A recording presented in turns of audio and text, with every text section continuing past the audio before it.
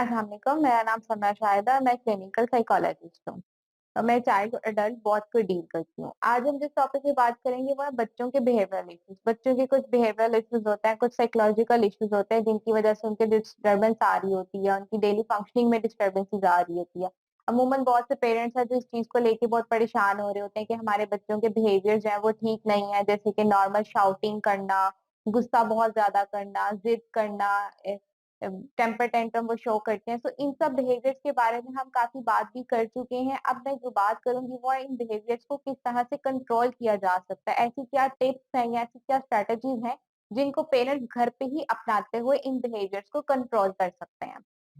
इनसे सबसे पहले जो बिहेवियर और एक्टिविटी जिसको हम या टिप भी कह सकते हैं वो है कि डू नॉट हार्म, यानी सबसे पहले तो बच्चों को कुछ जो भी वो बिहेवियर कर रहे हैं उसमें उनको किसी भी किस्म का हार्म ना पहुंचाया जाए, किसी किस्म की तकलीफ या ईज़ा ना दिया जाए। जैसे मोस्टली पेरेंट्स करते हैं कि उनको मारना, डांटा-डपटा इस तरह से वो करते हैं अपना स्ट्रेस बेसिकली मैनेज करने के लिए। सो सबसे पहले तो इस चीज़ को कंट्रोल करना है कि बच्चों पे हाथ ना उठाया जाए और उन्हें किसी भी किस्म का फिजिकल नुकसान या तकलीफ ना दी जाए। इसके अलावा जो पेरेंट्स कर सकते हैं वो ये कि अपनी डिमांड्स को थोड़ा-सा लाइट कर दें। जैसे बच्चों के साथ समटाइम वो इस तरह से हो रहा होता है कि पेरेंट्स की डिमांड कुछ बहुत हाई होती है और बच्चे उन डिमांड्स को अचीव नहीं कर पा रहे होते हैं।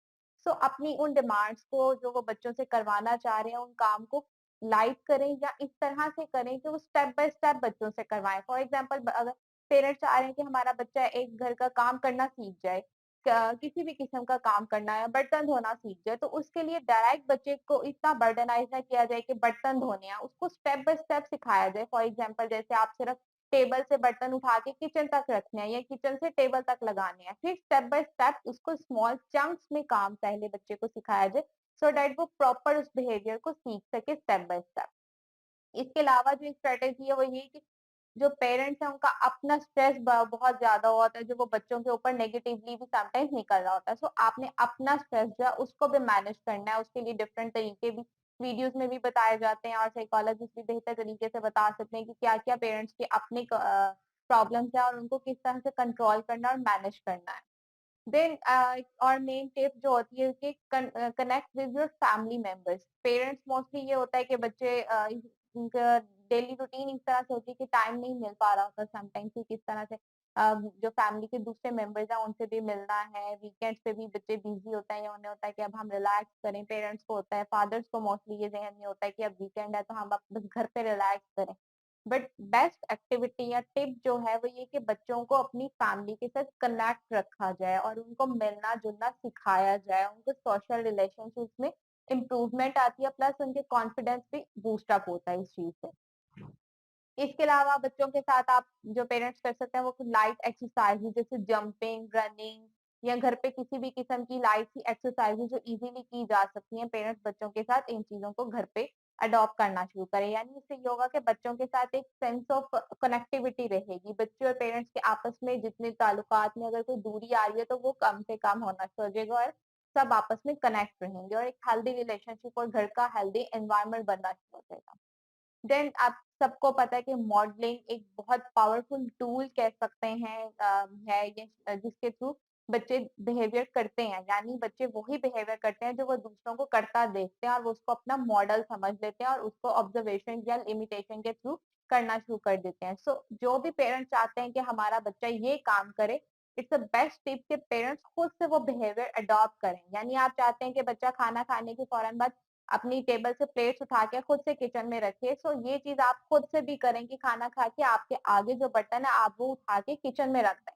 बच्चा ऑटोमेटिकली ये बिहेवियर को देखेगा और सीखेगा। ये बिहेवियर ये टिप्स और भी बहुत से बिहेवियर्स पे इसी तरह से अप्लाई की जा सकती है। देन एक बड़ी एक टिप या स्ट्रैटेजी पावरफुल स्ट्रैटेजी है रिलेशनशिप को अच्छा रखने के लिए वो ये है कि आप लोग रात को सोने से पहले बेड टाइम स्टोरीज एक दूसरे के साथ शेयर करें बच्चों के साथ। और ये स्टोरी सिर्फ वो यूजुअल जो स्टोरी होती है वो वाली स्टोरी नहीं होगी। इन स्टोरीज में आप पेरेंट्स जो हैं वो अपने पास की हैप्पी मोमेंट्स को बच्चों के साथ शेयर कर सकते हैं। जैसे अपने बचपन की कोई बात बता दी या बच्चों के साथ उनके बचपन के अच्छे मेमोरीज़, अच्छे मोमेंट्स को डिस्कस करना शुरू कर दिया। आप बचपन में इस तरह से करते थे, आपकी ये शरारतें होती थी या कोई भी पॉजिटिव बात या हैप्पी मोमेंट्स को वो बच्चों के साथ शेयर करें और ये रात को 10 से 20 मिनट का सेशन जो है वो ज़रूर रखें।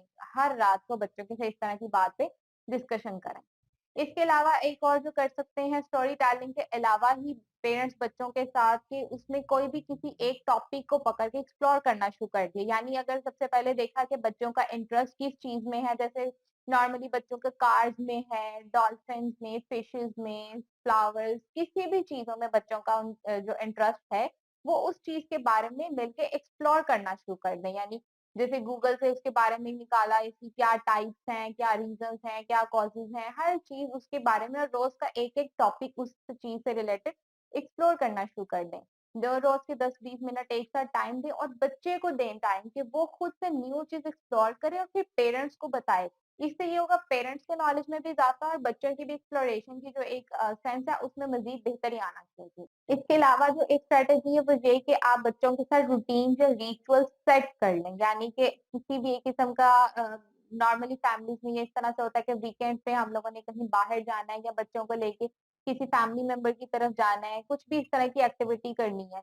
वीकेंड पे नहीं 15 डेज़ पे, मंथली जिस तरह से भी वो आपकी अपनी अफोर्डेबिलिटी के अकॉर्डिंगली है, तो ये एक रिचुअल आप लोगों ने सेट करना है अपने बच्चों के साथ और उसको अपनी रूटीन बना लेनी है कि हर वीकेंड पे या 15 डेज़ के बाद ये एक्टिविटी है, जो बच्चों को खुद से भी पता हो और आप लोगों को भी पता हो, तो उसके थ्रू आप लोगों में कनेक्टिविटी रहती है।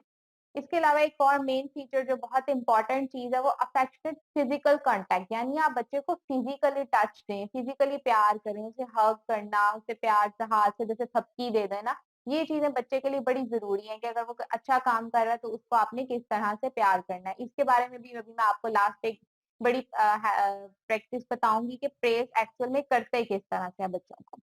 इसके अलावा जो एक टिप है वो ये कि बच्चे को आपने उसके बिहेवियर को ओवरऑल मॉनिटर ज़रूर करते रहना है कि बच्चे का जो बिहेवियर है सारा दिन में किस तरह का बिहेवियर रहा है, उसकी फीलिंग्स क्या थी, उसके इमोशंस क्या थे, ओवरऑल वो किस तरह का बिहेवियर हमें दिखा रहा है, उसका बिहेवियर पॉजिटिव है, अनहेल्दी है या हेल्दी है, उसके नतीजे में उसके इमोशंस किस तरह के आ रहे हैं।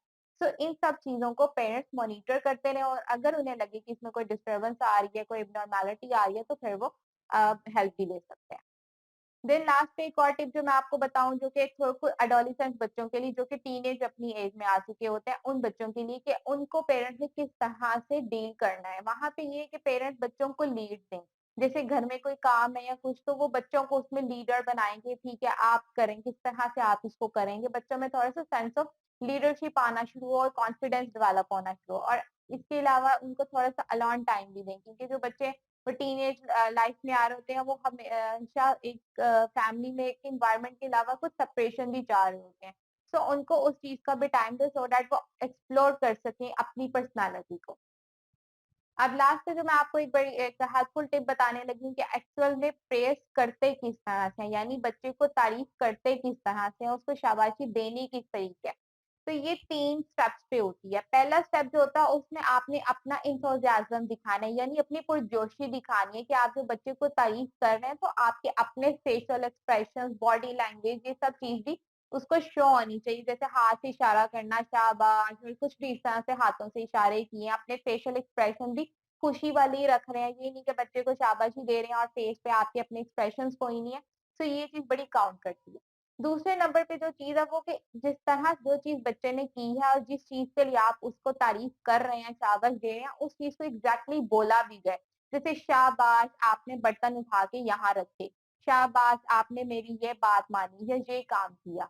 प्रॉपर बच्चे को ताकि सेंस ऑफ रियलाइज़ेशन आए कि मुझे किस चीज़ के लिए शाबाशी दी गई है और इससे उसका वो बिहेवियर जो है वो मज़ीद स्ट्रेंथन होता है और मज़ीद पावरफुल होना शुरू होता है।